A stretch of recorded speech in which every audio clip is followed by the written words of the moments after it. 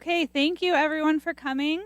My name is Allison Stimpert. I'm research faculty here and part of the vertebrate ecology lab. And I'm sorry, I forgot to do this. My attempt is to throw Jack off his game, so we'll see if I can manage it.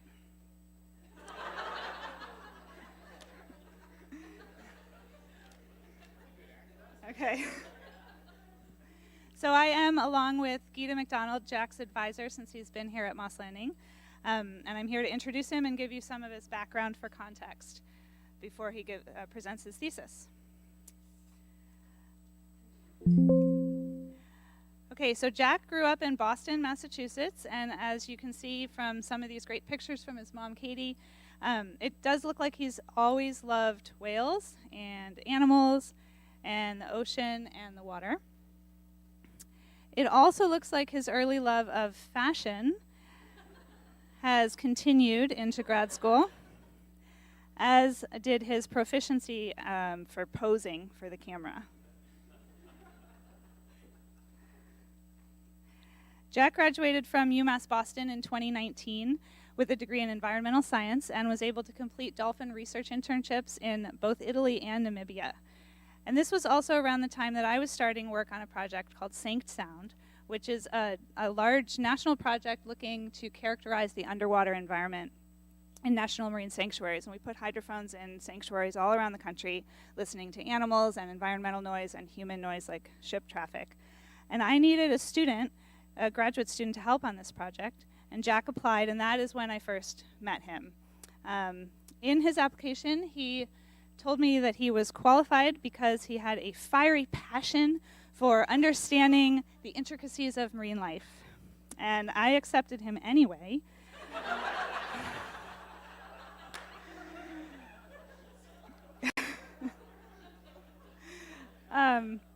He arrived in January 2020, and our plan was that he was going to work for about 6 months, getting familiar with the techniques and get a jump on his thesis before he started classes in the fall. But as you all know, COVID hit in March, which was about 1 month after he started working. So he flies across the country to start this cool new job, and no one's around, and he doesn't know anybody, and it was, I'm sure, very difficult. I did stay in touch with him via email and phone, and I remember he sent me this photo at one point to say that, oh, I'm still seeing whales on my daily walks from my house all by myself, which is pretty melancholy. And then for the 1-2 punch, I told him that I was pregnant and I was going on maternity leave in July 2020. So he was really kind of left on his own. I felt pretty bad about that. But luckily, he was part of this big project with a lot of different colleagues. So there was plenty to do in his house by himself on his computer. There was tons of data analysis to go through. He actually did a really cool project on cruise ships and their movements in and out of Monterey Bay based on acoustics, which you're going to be publishing soon, right? Yeah. And he also was lucky to have great mentorship from a lot of the colleagues in the Sanct Sound crew. So both of us really appreciate them for stepping in and helping him out while I was on leave. He also integrated well into the vertebrate ecology lab, where a lot of students were struggling with similar issues with COVID. He volunteered for the Marine Network of graduate students and also worked with stranding response. And as the Sanct Sound project ended and COVID restrictions loosened, outdoor fieldwork became a good option, which was good and bad for Jack, because it became apparent that he's actually really great in the field, but he's really bad at saying no to anything. So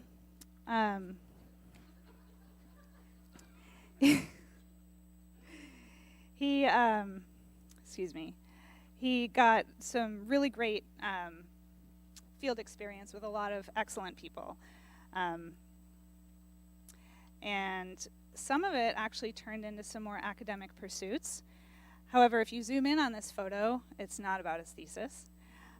He assured me over and over again that he was working on his thesis. So to give you some context for how long this went on and how long he assured me that he was working on his thesis, I collected some photos of some other things that were happening during Jack's tenure as a graduate student. He experimented with some hairstyles. I was never quite sure who was going to show up on my Zoom screen. His roommates got a puppy that turned into a dog.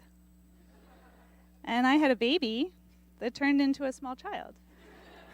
For context, the photo on the left of my child was from a couple weeks before you started classes, and the other one was from last week. But through all that, he did persevere. Last spring, he was accepted for the PhD program in the Goldbogen Lab at Stanford University. And with that, and that he was also already working at a great job with Cascadia Research Collective, I was afraid that the motivation would go away and that he would never finish, but here we are. Here we are.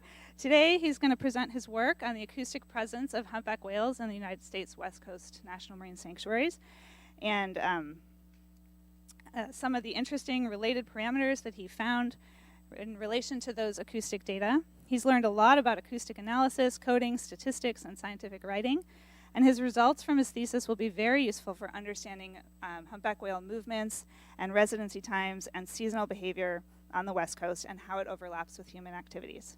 So I'm excited for him to share his results with you today. Congratulations, Jack. Take it away.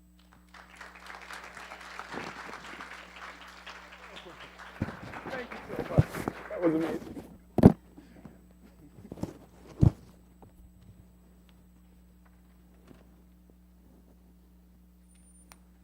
We're just going to blow past all those pictures. I fear if I comment on any of them, things might spiral.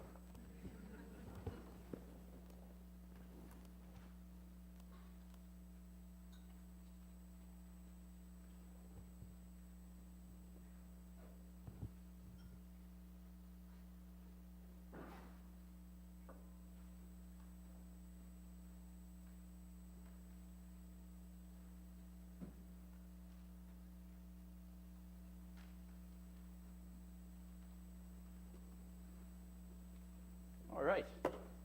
Thanks, everyone, for coming out here. It's a great turnout, and I really appreciate everyone making the trip to come hear me talk about my master's thesis work that focused on the acoustic presence of humpback whales in U.S. West Coast National Marine Sanctuaries. So sound in the ocean facilitates a lot of important aspects in the everyday lives of cetacean species, from foraging to socializing and reproduction. These sounds that marine mammals make have been of interest to the scientific community for decades, with the first recording of a cetacean, a beluga whale, published in 1949 by Bill Cheville.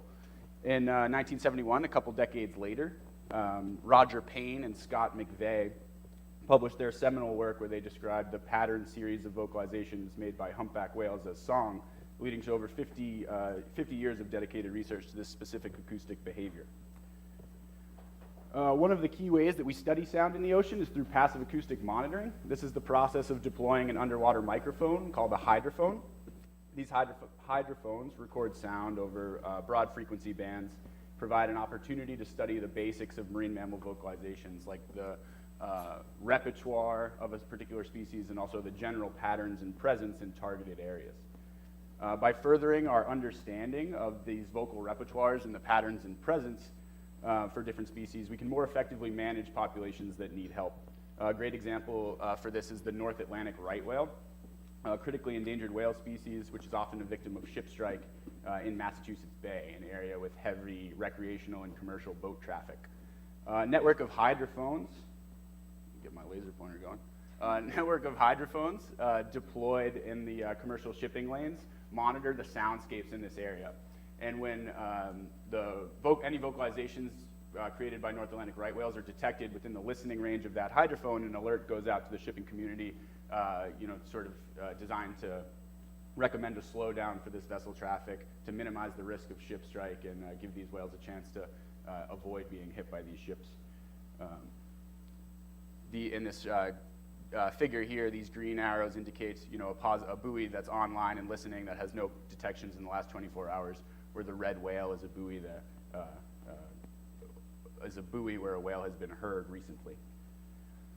So I've used this term soundscape now a couple times, and I just want to quickly define what I'm talking about when I say a soundscape. So all the sounds that you hear in your surroundings are contributing to the soundscape. Like for this room example, we have this gentle hum of the speaker above us, my voice, rustling as you shift in your chair, stuff like that. These are all contributors to the soundscape in this room right now.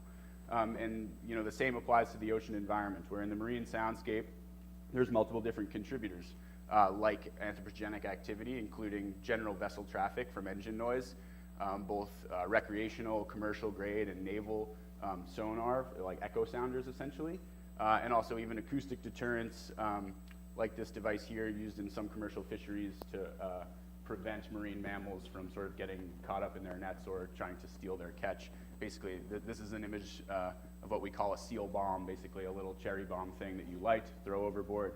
It sinks a few meters and then explodes with a loud bang. It's designed to deter sea lions and maybe some dolphin species from picking off the catch of commercial fishermen.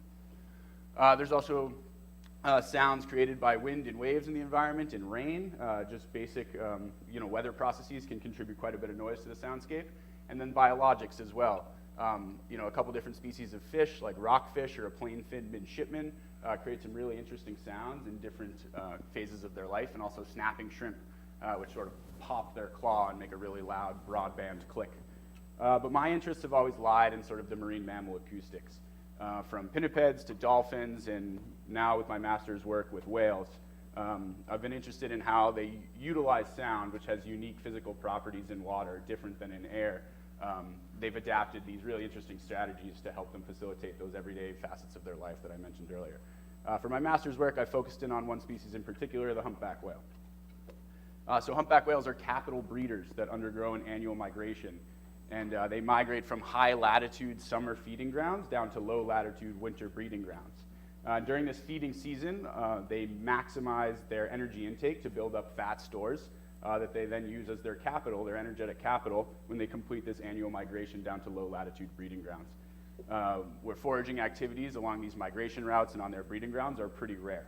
So they need those fat reserves to sort of sustain them through to the next feeding season.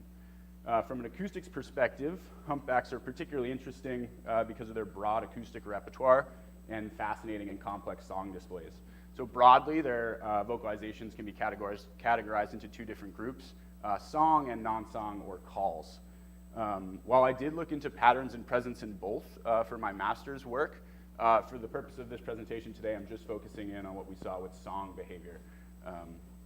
If you're interested in the call behavior and the patterns in their calls, get in touch with me after, and I'd be happy to chat with you about that. So humpback whale song. It's produced only by sexually mature males. It's most common on the breeding grounds, and it's defined by this patterned and hierarchical structure of specific sounds that have named components, very similar to bird song. The definition of humpback whale song is actually based off of how we define bird song. And while I could explain this patterned hierarchical structure to you, it's much easier to just show you. And so we're looking at a spectrogram here, data collected in the Monterey Bay. And this image here, this spectrogram, is the crux of my thesis work. I looked at a lot of spectrograms, and just to orient you, on the x-axis here is time in seconds. On the y-axis is frequency in hertz, up to 1,000 hertz, 1 kilohertz. And then this color gradient that you see here is basically the intensity of the sound, with brighter red colors being a louder sound and the dark blues being quiet. And so this patterned hierarchical structure of humpback whale song, you can see pretty clearly the repetition in the production of these notes. But the lowest rung on this hierarchy is an individual unit, one specific vocalization that is produced by a humpback whale. A couple of units together will give you a phrase, and a couple phrases together will give you a theme. 3 themes repeated gives you 1 song session, and 2 song sessions gives you the full definition of humpback whale song.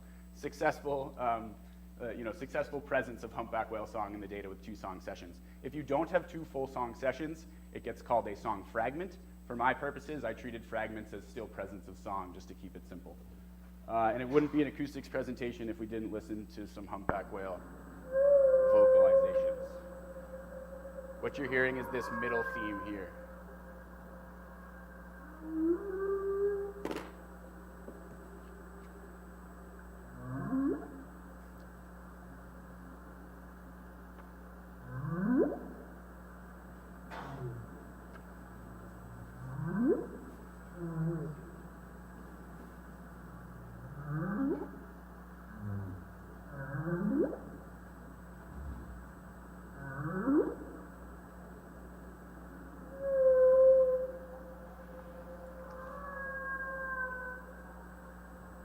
likes to go to sleep with humpback whale song, get in touch with me. I have plenty of clips for you. I once gave a presentation where my acoustics didn't work and the audience bullied me into imitating the humpback whale myself, and I'm really glad that this played. Okay, so as I just said, song primarily is recorded on the breeding grounds, but it does also occur in foraging and migratory habitat as well, which was particularly interesting to me.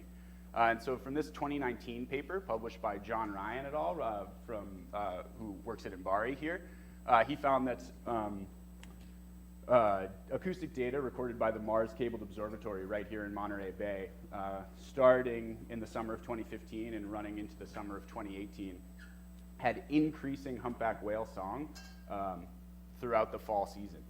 And we'll revisit this figure later on, but I just want to, so the gray bars here represent the percent of the month that had good data for, while the black bars represent the percent of that good data that had humpback whale song presence. We'll revisit this later, but for now I just want to point out that on a key foraging ground like Monterey Bay, song is actually not uncommon. Here in the Northeast Pacific, we have 3 different populations of humpback whales that utilize a range of productive foraging habitats. These populations are delineated by the breeding ground that the animal returns to in each year. And so we have the Hawaiian Islands breeding ground, where whales migrate from Hawaii up to Alaska, along British Columbia, and even down, reaching Vancouver Island and off of the coast of outer Washington as well. The Mexico population migrates up to Alaska along British Columbia, but also can be found along the California, Oregon, Washington coastline as well. This population is still listed as threatened by the IUCN, is not fully recovered yet. The Central American breeding ground down here is the smallest population we have here in the Northeast Pacific, and these whales almost exclusively migrate from their Central American breeding grounds up along the California, Oregon, Washington coast. This population is still listed as endangered and is estimated to be around 1,200 animals. Okay, so this leads me to my first question. Across this scale of latitudes on these productive foraging grounds here along the US West Coast, I wanted to see how seasonal patterns in this humpback whale song presence would vary across a range of latitudes. My first objective within this question was to describe these seasonal patterns across 3 different West Coast feeding grounds. And my second objective was to compare the timing of the song onset by latitude. And I'll get into a definition of song onset in a bit, but basically it's just when singing becomes regular on that foraging ground. So then my next question, I was going to leave it at that, but then this really interesting paper was published by Will Astrike in 2022 with some folks in this room as well, who was also at MBARI. And Will Astrike et al. Used a combination of passive acoustic monitoring data and tag data to find an acoustic signature of migration for blue whales, essentially finding that blue whales forage during the day and sing at night in a foraging state, and then switch when they go into a migratory mode. They cease foraging and they start singing during the day. So this diel shift in song production lined up with a shift from foraging to migratory behavior. And with 6 years of passive acoustic data, again from the Monterey Bay hydrophone here, they found that there was an interannual variation in the this behavioral transition for blue whales. This variation across years correlated with changes in upwelling as well. And in years with strong upwelling, there was a later transition. Years with poor upwelling, there was an earlier transition. Essentially, when the foraging was poor, whales decided to migrate sooner. When the foraging was good, whales chose to stick around and maximize that opportunity. So for my second question, I wanted to look into how this timing of whale onset correlated with these same upwelling indices that the Astrike et al. 2022 paper used. My objective was to investigate how variation in upwelling affects the timing of humpback whale song, to see if there was an acoustic signature of migration for humpback whales similar to blue whales. So the way I went about answering these questions was to leverage the data from the SangSound project, which Allison briefly introduced you to. And for the SangSound project, we deployed hydrophones in November of 2018 and kept them running in various locations on both coasts through November 2021. I was working as an analyst for the West Coast region, and so we had data from 3 sanctuaries here along the West Coast: the Olympic Coast National Marine Sanctuary up off Washington, Monterey Bay right outside, and Channel Islands off of Santa Barbara down south of Point Conception. The overall goals of this project were to identify and quantify anthropogenic, biologic, and geologic contributors to the marine soundscapes. We wanted to sort of find everything that was contributing sound to the soundscapes of these sanctuaries. So I was doing a lot of analysis, but the analysis that was done for humpback whales fed right into my master's questions. And so to take a closer look at our 3 sanctuaries where we have data from, the bounds of the sanctuary are shaded here in black and sort of organized roughly by latitude, with Olympic Coast being the furthest north, Monterey in the middle, Channel Islands furthest south. We chose our hydrophone locations were indicated by these white dots here.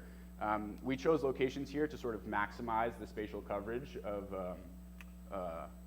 or to maximize, sort of the acoustic monitoring zone that we could for the sanctuaries to sort of cover as much of the sanctuary as we possibly could.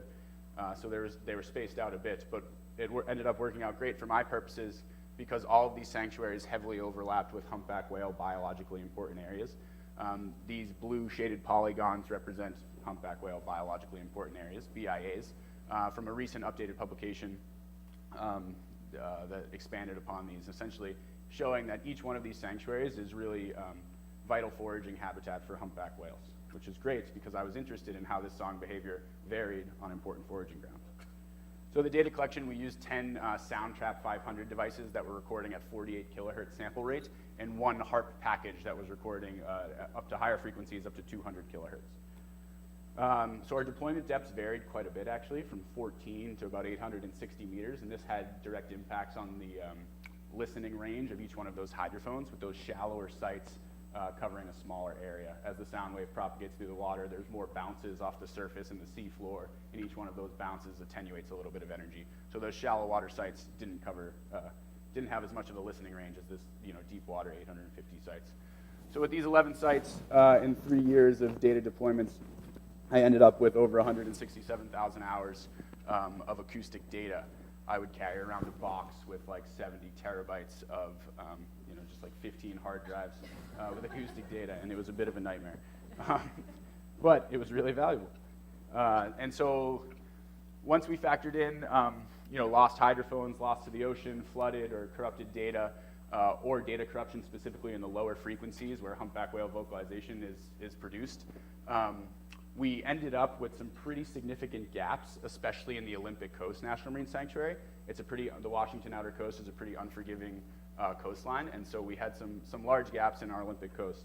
And this led me to the decision to basically aggregate my acoustic data across sanctuaries to show overall presence for each region rather than on a site-specific level. I wanted to be able to compare my different sanctuaries, and it was really hard to compare Monterey Bay and Channel Islands to the Olympic Coast with the data gaps across the different sites. So basically, the presence data that I'm showing you here is representative of each sanctuary. I do have the individual site stuff as well if folks are interested on that and want to chat about that at a later date. So the Olympic Coast had 4 different sites. Monterey had 3. Channel Islands had 4 as well. So my first step was to decimate this data down to 4 kilohertz sample rate. I did not need all that data up in the upper frequencies to look at humpback whale acoustics, and this gave me much more manageable file sizes and lessened the workload on my laptop. And then in MATLAB, I used the Triton package developed by the Scripps Whale Acoustics Lab to generate long-term spectral averages, basically just averaging each one of those sound files into one file that I could manipulate within the Triton package. And then in a 1-hour viewing window, I clicked through each one of those 167,000 hours of data, and I logged the presence of humpback whale song and also calls for each hour of available data. Basically, my computer screen looked like this for the vast majority of my thesis, with this spectrogram view to the right, the control window manipulating my settings of the LTSA in the top left, and this logger remora down in the bottom left here, where I can select the species and the type of call that I'm seeing in the window. So I basically ended up with a bunch of 1s and 0s for each one of those hours, indicating positive presence or no presence. I wanted to get to a daily value in order to compare it to some environmental data that I had. And so I divided those hours of presence by my hours of effort for each day to get a % of that day that had positive song presence. I then grouped this data by season to look at seasonality using the solstice and equinox dates. And I also looked into diel variation, day-night presence defined by solar elevation at the latitude, at a central latitude point in each one of the sanctuaries. So I developed a couple metrics that came from a publication, or I expanded on a couple metrics that came from a publication in 2021 by Katie Kowarski et al., looking at environmental factors correlated with humpback whale song on the East Coast. And one of them was first song, which is basically just the first day of that song is present, starting from the summer and running to the following spring. The reason that it starts in the summer is because whales are foraging in the summer, and song production is usually at a low. It does occur in one-offs on foraging grounds, but there's very little song. Sort of the start of a song season is in the fall. So I wanted to see when the first day of song was. Then I also wanted to look at this song onset metric that I mentioned earlier. The Kowarski et al. Paper defined song onset as the 5th consecutive day that song was present because they had daily presence data. Because I had the hourly data, I tried to make it a little bit more robust by saying that the day of song onset was the 5th consecutive day of full effort where song was present over 50%. So at least 12 hours in that day had to have song presence 5 days in a row for song to be regular on that foraging ground. And then I used these same environmental data from the A-Strike 2022 paper to compare to my dates of song onset, which were developed from the Biologically Effective Upwelling Transport Index, or the BEAUTY model. I looked at a few different indices, but the ones I'm going to talk about today are the Spring Transition Index, which is basically the minimum value of cumulative beauty in a year, essentially when upwelling has started to kick off. As the name implies, it's typically in the spring. And then I also looked at total upwelling accumulation, which is the total sum of beauty between that Spring Transition Index date and the end date, which is the maximum value of cumulative beauty, usually at the end of the year, right? And this beauty data is available in latitudinal bins on a daily scale, and so I chose degrees of latitude most relevant to my 3 different sanctuaries. So for my stats, to look at seasonality and test daily song presence by month, I used a Kruskal-Wallis rank sum test with a post-hoc Duns test, and the same for latitudinal differences, comparing a song onset by location. And then I looked at a linear regression between the dates of song onset and these beauty indices, similar to the A-Strike 2022 paper. Okay, some results. Broadly, before we get into specifics, I right off the bat saw the seasonal trends that I was sort of expecting. With song presence, as John Ryan's 2019 paper showed on the Monterey Bay foraging ground, song presence increasing throughout the fall and reaching a peak in the late fall, staying high in the early winter, and then starting to drop off as we got to the spring. This was true across all 3 of my sanctuaries and locations. And sorry, just to orient you, these shaded gray rectangles represent periods of no data, and even aggregated across the Olympic coast, there were still some tough data gaps there. The white areas just represent, a day where I had data for that whole day, and black bars represent the percent of each one of those days that humpback whale song was present. Each one of these black lines is one day. So these seasonal patterns existed across all 3 of my sanctuaries, with the fall being the highest, having the highest presence, staying high through the winter, dropping off late winter, early spring, occasionally a spring rebound, but then low periods of song in the summer across all of my sanctuaries, as expected. Some interesting things, though, to highlight here in this figure. Here in Monterey Bay, there was 23 consecutive months of humpback whale song presence from August 2019 to July 2021. This was surprising to me, especially in the summer 2020 period. Song was present at a much higher rate than I was expecting on a foraging ground. Rather than like one-off instances of song was consistently present throughout this summer period. And so the fall season had significantly higher presence than all of the other seasons compared to it, except for one instance in Monterey Bay where the fall 2020 period and the winter 2021 period, which I'll highlight in a second, had basically identical levels of song presence. So the fall across all years of comparable data had the highest song presence available. The winter season was sort of the next highest song presence season, which again makes sense as it ramped up through the fall and reached a peak in late fall, early winter. It typically stayed high into the winter. So this is, as I just mentioned, this fall in Monterey Bay here, the fall 2020 season into the winter 2020-2021 season, song presence stayed, was basically identical through the 2 seasons, and there was no detectable difference in song presence across those 2 seasons. Spring was surprisingly song was surprisingly high. Song presence was surprisingly high in the spring in 2020 and in 2021, both in Monterey Bay and the Channel Islands. And unfortunately, I didn't have this lined up with data gaps in the Olympic coast, so I was unable to really know what was going on up there. But the sheer amount of song that was detected in the spring season here was surprising, but it was still less than was detected in the fall and the winter season as well. And the summer was the summer presence was not statistically significant. And some things I just want to highlight here, which I'll get into in more detail later on, but that metric of song onset that I've mentioned a couple times now is, you can sort of clearly see it if we line up the fall seasons here across 2020. Monterey Bay in the middle here, song became regular at an earlier date compared to the Olympic coast and the Channel Islands down the bottom there. And you can see that indicated by the song presence here. But what was interesting is looking at the winter 2020 season here. The song in the Olympic coast was really high, surprisingly high, all the way through February. Whereas, whales are singing in the Olympic coast through February, not being heard here in Monterey Bay, but are also being heard down here in the Channel Islands. And so this this was surprising and interesting to me, and I'm still trying to wrap my head around what might have been going on there, and potentially just whales not in Monterey Bay at that time. But sort of the sandwich of song presence between Olympic coast and Channel Islands in the winter of 2020 was interesting. So diel trends. Song consistently occurred slightly more at night than during the day, but the ratio of day-to-night song production was consistent throughout seasons and years across all the sanctuaries.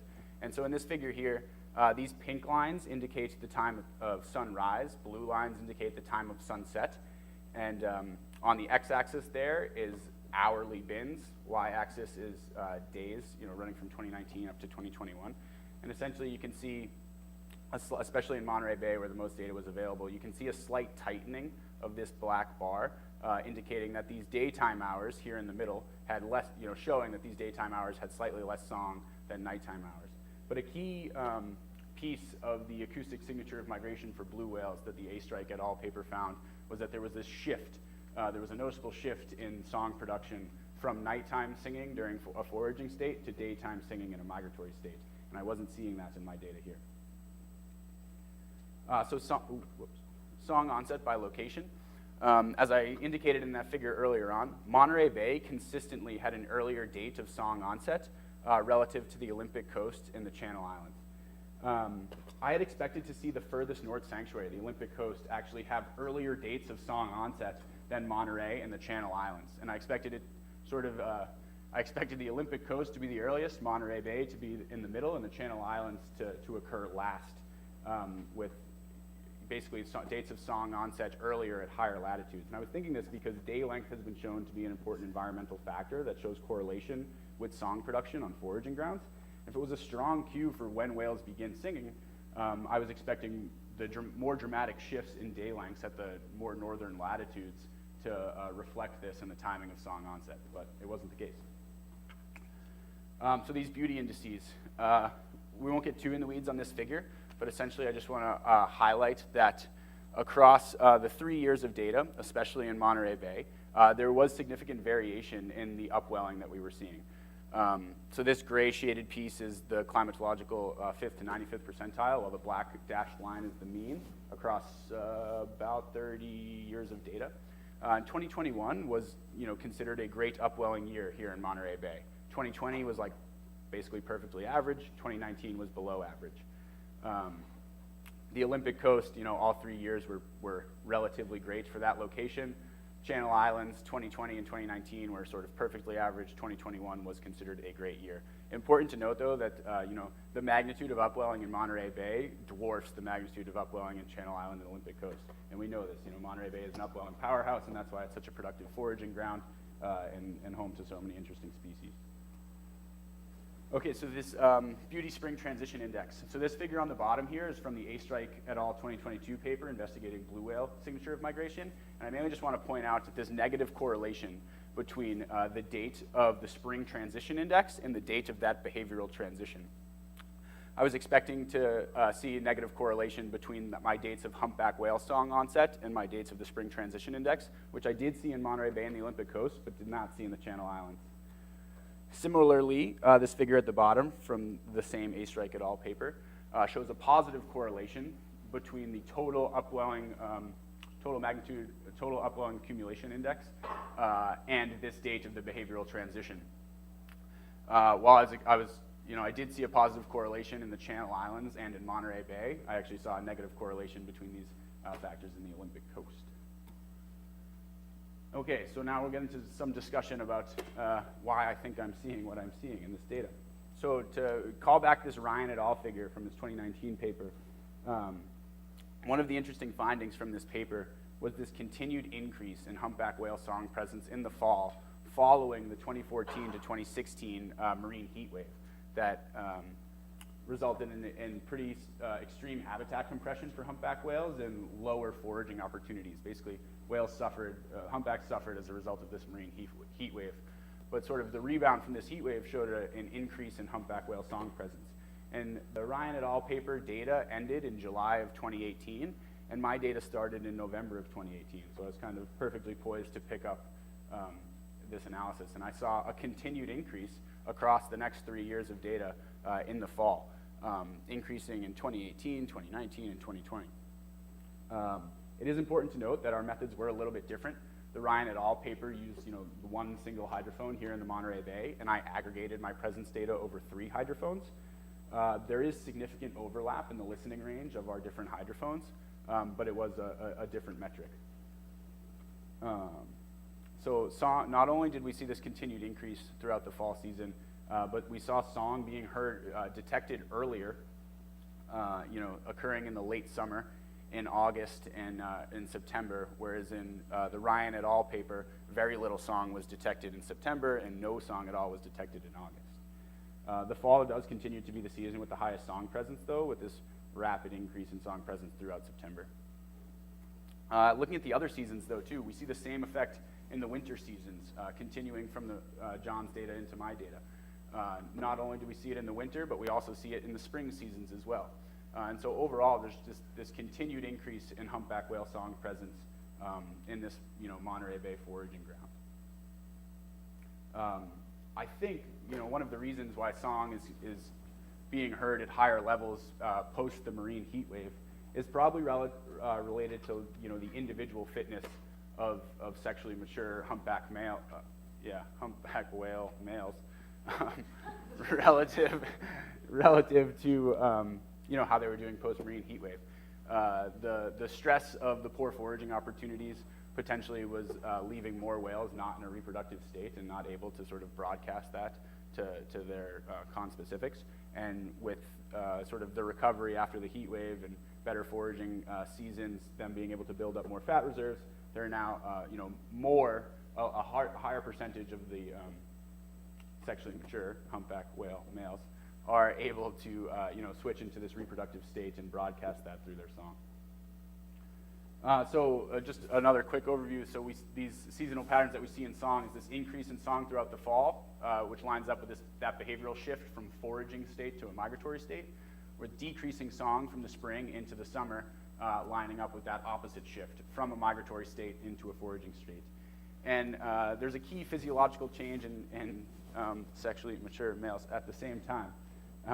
And that's this rise in testosterone concentration, basically rise and fall in testosterone concentration at the same time. And this figure on the x-axis, again, is just the year of 2020 with acoustic data from Monterey Bay. Black bars representing one day, the percent of song that was heard in that day. And we see the same seasonality that I've been talking about this whole presentation, with increased song, an increase in song starting in early fall, reaching a peak and staying high through the rest of the fall and into the winter. And then there's a drop-off in late winter, sort of a spring rebound, and a low period in the summer, which lines up with the general trends in testosterone concentration as well. So each one of these pink dots represents a biopsy sample that was published in a 2015 paper by Elizabeth Vu et al.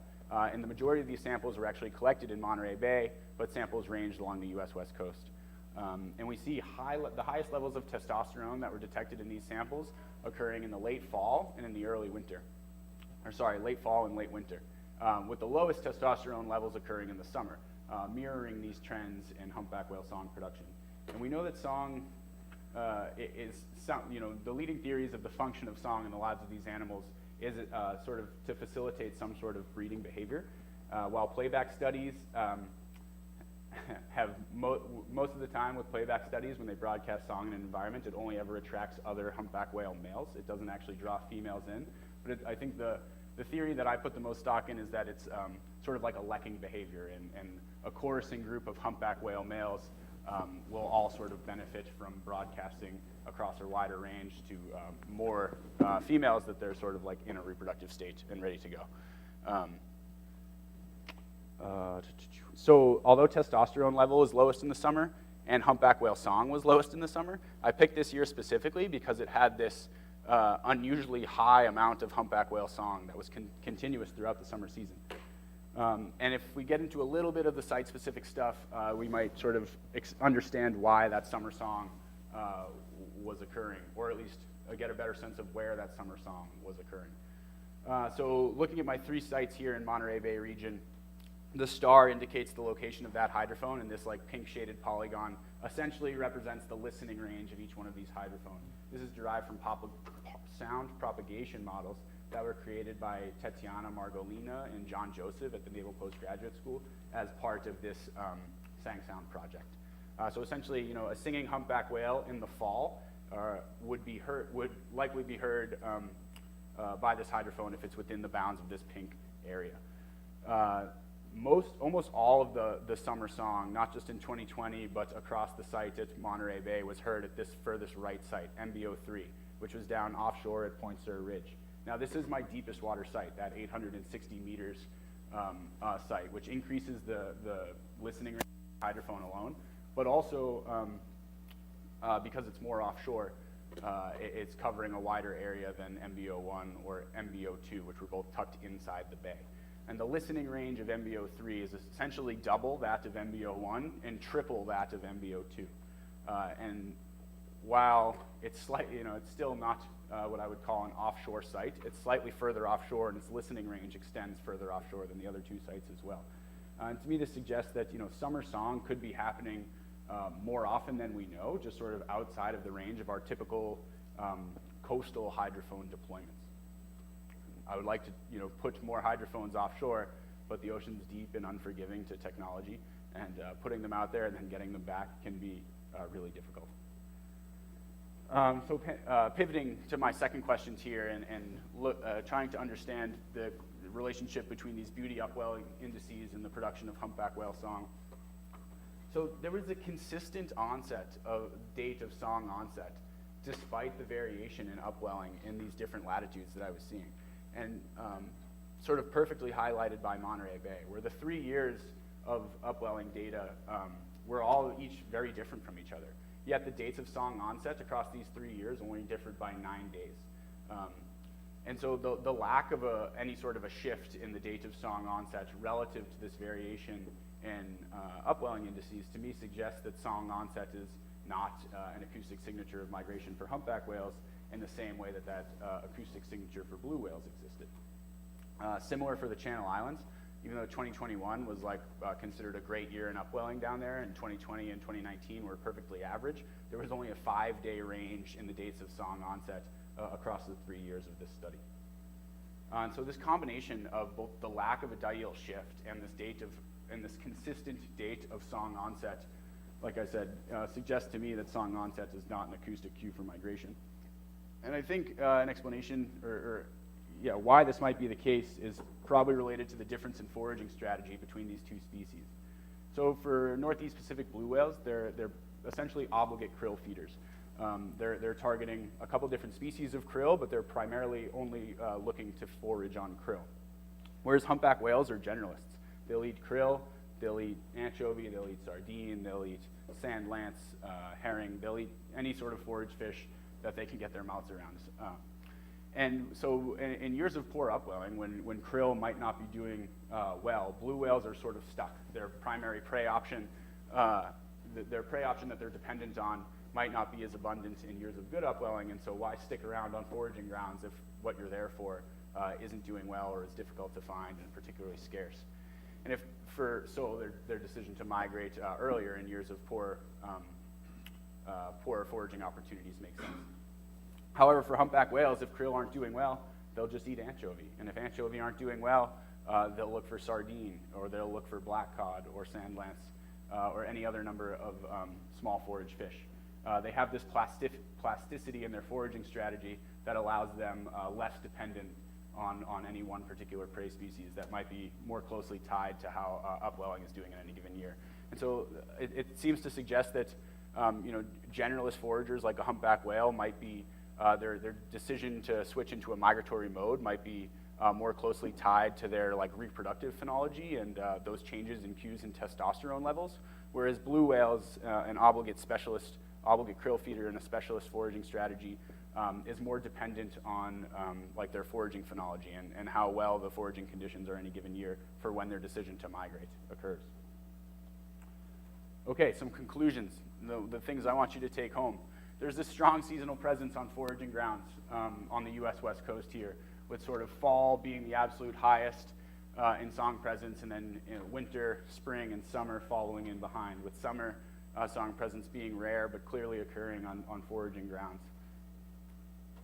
This continued increase in song presence, especially in Monterey Bay since the 2014-16 marine heat wave, is particularly interesting, and this long-term passive acoustic monitoring data set allowed us to investigate this, or at least track this in a way that wouldn't be possible without these long-term data sets. And I think a larger coast-wide network of passive acoustic data can allow us to look at how these sorts of events might be impacting marine mammal species just through their acoustic behavior.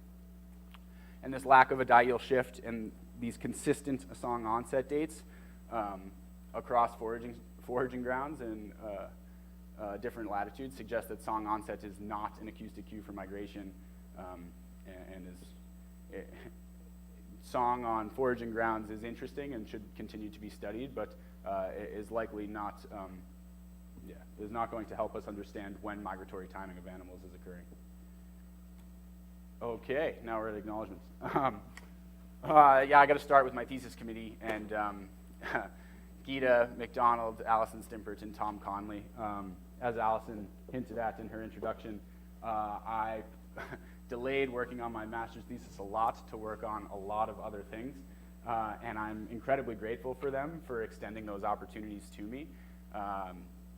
When COVID happened and I was locked in my home, Allison's other student before me, Jen Tackaberry, was near the end of her master's work as well and was starting some field work up in Washington. And she knew that I had just moved here and was just sort of sitting in my house with my great roommates, but sort of bored to death, as you saw by those atrocious hairstyles. And Jen invited me to go up to Washington with her and Doug Sandilands and start some field work with them. The very first day I worked with them was the only day in my entire life I've been seasick, and I never thought they would ask me to work with them again. But they did, and they gave me a job, and it turned into something amazing where I got to work with SR3 and Cascadia Research Collective and continue to work with them today. And so I'm incredibly grateful for them and Allison for introducing me to Jen and giving me those opportunities. And Gita and Tom, they very patiently just waited for me to give them drafts of my thesis and would turn feedback around in a very quick way that helped motivate me to continue working on it, even though most of the time I would rather be out on a boat. Funding acknowledgement, so the Sank Sound project was this massive collaborative effort that really highlights the value of long-term passive acoustic monitoring data sets. And although the Sank Sound project officially ended a couple years ago, what has borne out of it is this West Coast passive acoustic monitoring collaborative effort where folks from these institutions and others are continuing to work together to find funding sources to deploy more hydrophones along the US West Coast and collect more long-term passive acoustic data and sort of bounce ideas around and continue to work to collect this data that will only benefit our understanding of sort of marine soundscapes, which we still know relatively little about as we continue to go forward. My family has been awesome. My siblings have done so much for me throughout my entire life, and I wouldn't be here without them, and especially my mom and my dad, who have made countless sacrifices for me to be where I am today. And I started putting these acknowledgement slides together this morning, and there's just too many people to name. It's impossible. I probably should have started acknowledgements earlier.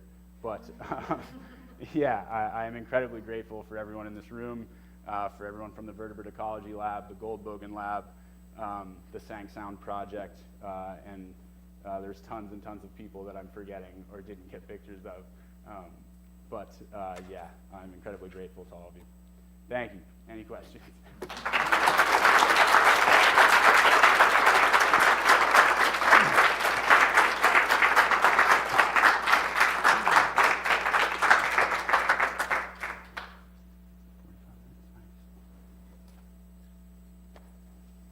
Easy questions only. Oh, Carol. Hey, Jack. Hi.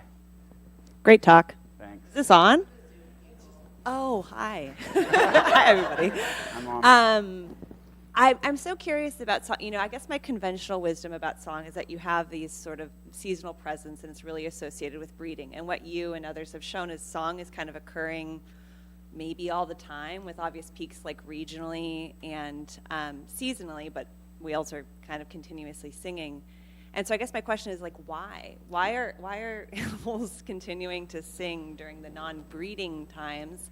And does that change, like, our conventional idea that song really functions for the purposes of sexual selection and for either mate attraction or male deterrence? Like, does that widen, I guess, the possible functionality of song, in your opinion? And I know you don't know the answer, but I'd love to get your thoughts on it. No, I appreciate the question because it's great. And yeah, I've thought a lot about it and talked a lot with Allison about it and other folks as well. And I feel, what I sort of think is that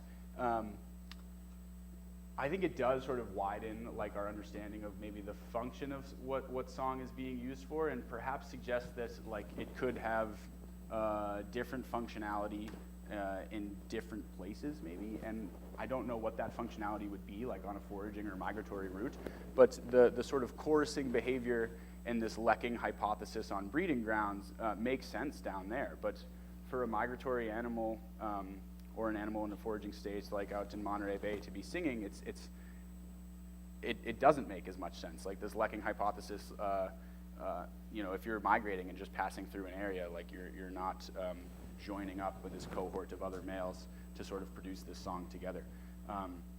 I've talked about this with John Ryan, and at times, you know, just think like maybe humpbacks are just chatty and just like to talk and make a lot of noise, and I can relate with that. But yeah, I think this, as we continue to deploy these hydrophones in more foraging grounds across more humpback whale populations, we just see more song in the summer season, on the shoulder of the springs and the falls. Some of those spring rebounds were like incredible, and to me it suggests like on this return northbound migration, whales are still singing. So, presumably after a successful breeding season, like I'm still feeling the need to sing for whatever reason. I think the other part of it is we don't like really know where they're actually reproducing, right? And like joining up to reproduce. It makes sense that it would be on breeding grounds, but I think the lack of our understanding of that probably plays into it as well. But yeah, I think part of it is getting, you know, more data is always good, but more data specifically on foraging grounds and this sort of like concurrent data sets of like monitoring multiple different areas along migratory and feeding habitats at the same time will like sort of give us more information about how often song is occurring off breeding grounds and sort of fuel some of those hypotheses. So, yeah. No, don't give it to Dave. You can just repeat it into the microphone. Okay. Do they use the songs as an echo sounder? Do they use the songs as an echo sounder? No, I'm gonna say. Like, yeah, great question. How do you know? I think like the you know the functional basis of an echo sounder, right, is making the sound and then listening for the echo off of some sort of object that you're trying to localize or detect or something, like dolphins for prey capture, right, honing in on a fish. From studies on breeding grounds of singing humpback whales, they basically do a very deliberate body posture where they, you know, swim down to about a depth of 20 meters. They like slightly tilt forward about 15 degrees, and then the male just sings basically. And I think if they were using it for some sort of like echo sounder type purpose, there'd be some sort of pursuit aspect while you're vocalizing or listening for the individual sound. And also what we see with echolocation clicks is a really broadband sound being produced, and you listen for the bounce back of that echo where these sounds are sort of very tonal and very specific tight frequencies that are being produced. Good question though, Di. That would be cool. Allison has a cool paper on megop clicks that I'll talk to you about later. Nice work, Jack. As someone from Boston and from New York, my question is about dialects. Okay. And so I'm wondering, a lot of the large whale populations have distinct dialects. Is that the case, or do we know anything about that for at least the two populations that use these sanctuaries, or can we tell if there's a random Hawaiian whale that comes over? Yeah, Anything like that? good question. And in some of the call data, getting away from the song data, there's some hints of that. Michelle Fournet, who's done a lot of her work up in Alaska with primarily Hawaiian whales, published, basically a repertoire of calls that she was recording and attributing to the Hawaiian Islands humpback whales. And in my Washington data, I was seeing this one call type that I was not seeing in the Monterey Bay or the Channel Islands data, and through like a lit review, I found her publication explaining this call, and I got in touch with her and we looked at it. I showed her the data, and she was really excited about it because she was like, "Oh, this is actually like, this was the furthest south, that she had seen this sort of specific call being produced. She had seen some data from along British Columbia, but down like off the southern outer coast of Washington, in our data, it hadn't been seen yet. I'm sure it had been occurring for a while. It just, we had never really put a hydrophone out, had someone go through it, look at it, and make the connection to her publication that had only come out a few years before the Sang Sound project. And then similarly, within the calls, there's these 5 base calls that it seems like almost all humpback whale populations make sort of around the world. These 5 calls are shared. And then sort of the other call types get kind of variable. There's hints, there's echoes of similarity, but they do vary. And so I think that in that variation is sort of your like localized dialect type kind of thing. Like my Boston accent is different than like a Southern California accent kind of thing. East Coast, West Coast stuff. Do you think it'd be possible to find that rare population of the Central American breeders that, to say, oh, they are here, you wouldn't be able to say for sure that they're not, but you could say that they are, or we don't know about their dialects? Yeah, theoretically, yes, but it would take a lot of effort in terms of, having an array of hydrophones either to localize to a specific animal, to attribute that call to a specific animal, and then getting the photo ID data to be able to tie that individual to a Central American feeding ground. Michelle's work up in Alaska has been so successful because up in Glacier Bay, they have a great sightings history of all these whales, both on their foraging grounds and in Hawaii. They do have this, they're out there in the boat with their hydrophone, sort of like tracking whales and listening to their sounds and able to attribute them specifically. It is possible, it's just going to be really hard. We have a question from Zoom. Uh-oh, who is it? Lindsay says, we were incredibly lucky to have you as part of our Sang Sound team, Jack. Excellent summary of a huge amount of analytical and field effort. Can you please speak to the managers about what you think our next question should be in relationship to NPAs and humpbacks and or their prey? Oof. Thanks, Lindsay. Yeah. What I would like to see, especially, as I mentioned, this West Coast PAM collaborative that's trying to get more West Coast passive acoustic monitoring data, with the Chumash Heritage National Marine Sanctuary that's coming into place, we already have put some hydrophones out in locations within the bounds there to sort of monitor what's going on there. And as the wind call area energy sort of at the southern end of Monterey Bay and northern end of Chumash Heritage Sanctuaries gets developed, it's like, to me, it seems like a key place to be leveraging this passive acoustic data for a management purpose. And as we already know that the development of this wind call site is going to introduce a ton of noise to the ocean, both in the construction and then in the actual maintenance and operation of the site. Just the baseline, having this acoustic data, this baseline understanding of how humpback whales acoustically are using those soundscapes, we'll be able to see if there's an impact while this construction goes on in the development. Relative to their prey, It's sort of related, but maybe not too much related, is switching into the active acoustic realm and getting the complementary. One of the pieces that it would be nice to add to the puzzle is active acoustic data to understand what actually is happening with these various prey species relative to this variation in upwelling on an annual basis, and to see how we might actually correlate changes in prey. I don't even know where to look, so I'm looking at the camera. I hope you see me, Lindsay. Like how these variations in upwelling relate with variations in prey, and to see actually if these upwelling indices are a good metric for poor prey years, and how things like the marine heat wave, as events like that occur, this combination of passive acoustic data, active acoustic data might help us understand in more detail what's happening, and then propose some management strategies from that. I hope that was good.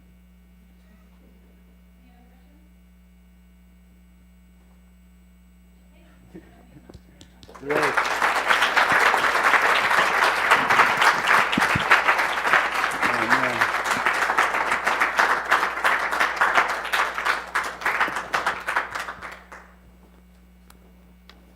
Thanks, everyone.